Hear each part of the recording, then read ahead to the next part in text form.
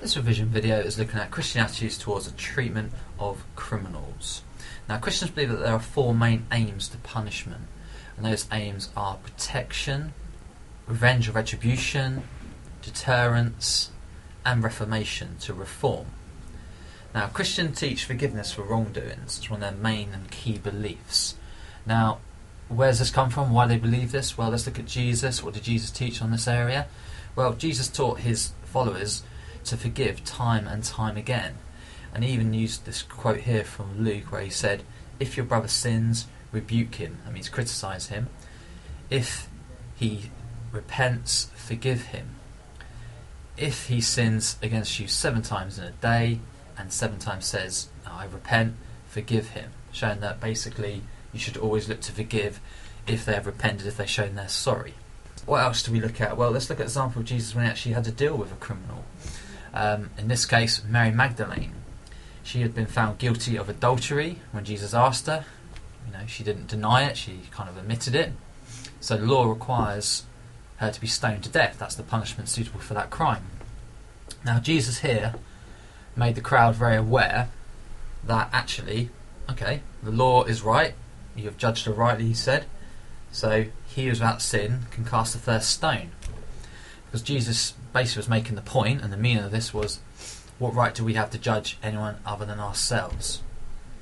Another good quote Jesus used, obviously in Matthew 7:3, why do we look at the speck of sawdust in your brother's eye and pay no attention to the plank of wood in your own? So again, meaning of that is kind of sort yourself out first. Look at your own faults, look at your own sins before you start to judge other people. One of the other beliefs obviously Christians will use here is that ultimately God is judge. God is the one who will judge you and passes his sentence on you. So Christians believe that it's not so much about the judging, but obviously about forgiving and obviously helping them to change. Christians, they're not weak. It's not a case of obviously forgiveness means no punishment. You don't get punished for wrongdoings and crimes. What it actually means, or what they believe is that actually, yes, we do need punishment. If you are or do commit a crime, then you do need to be punished. But that punishment should obviously have a focus on reform, helping you to change, so that you pay for your crime and then you start fresh and hopefully, along a good life and act, in the way that God would want. What about capital punishment? Because obviously this is a form of punishment. How do Christians feel about this? Well, some accept it. Why? Because it's recommended in the Old Testament for serious crimes. There's a whole list in the book of Exodus of crimes that should have the death penalty as a punishment. There's a good example here from the book of Leviticus 24:21.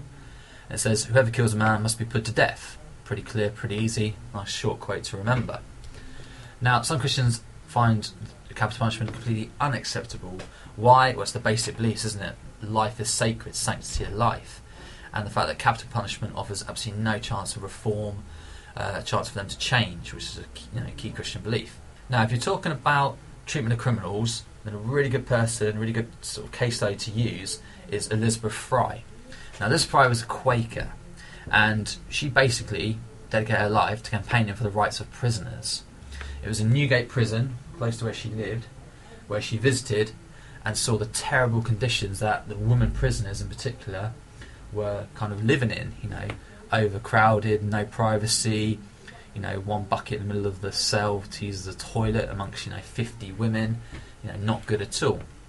Even though they were criminals, she believed they should still be treated humanely, and it was her belief that actually, Christian faith belief, that she believed that anybody should be treated as human beings. So if anybody is mistreated, that is completely and utterly unacceptable, it's completely and utterly wrong, because they're still human beings at the end of the day.